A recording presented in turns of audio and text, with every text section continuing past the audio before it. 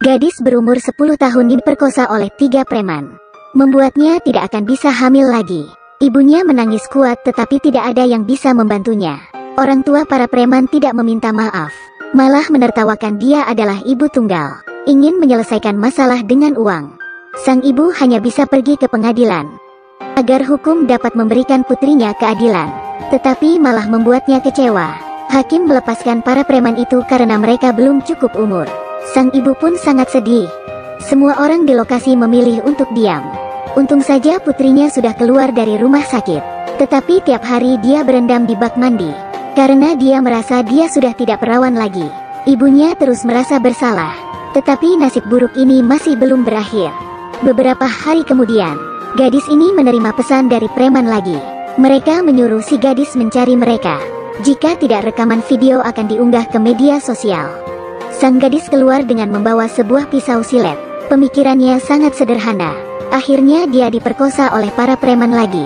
Bahkan semakin tidak bermoral. Sampai di rumah dia melihat mukanya yang benjol. Dia berteriak dengan kesakitan. Bagaimana dia bisa menahan pukulan besar seperti itu di usia mudanya? Terlihat dia menggunting rambutnya. Di saat ini ibunya pulang kerja. Melihat putrinya tidak di dalam kamar, dia menjadi panik. Dia takut putrinya melakukan hal bodoh, lalu mendorong pintu toilet, dan dia terkejut ketika melihat putrinya. Darah mengalir di seluruh bak mandi. Putrinya bunuh diri.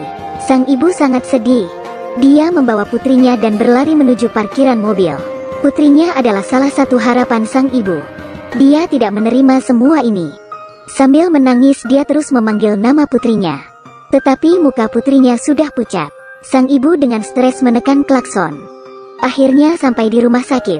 Karena kehilangan banyak darah, harus segera dioperasi. Ibunya hanya bisa berdoa. Dokter mulai menolong, tetapi sudah terlambat. Nyawa gadis 10 tahun sudah berakhir. Dengan sakit hati sang ibu memegang muka putrinya. Dia yang sedih tidak dapat menangis lago. Putrinya didorong ke ruang pemurnian. Siapa yang bisa menerima kesakitan kehilangan ini? Sang ibu kembali ke rumah.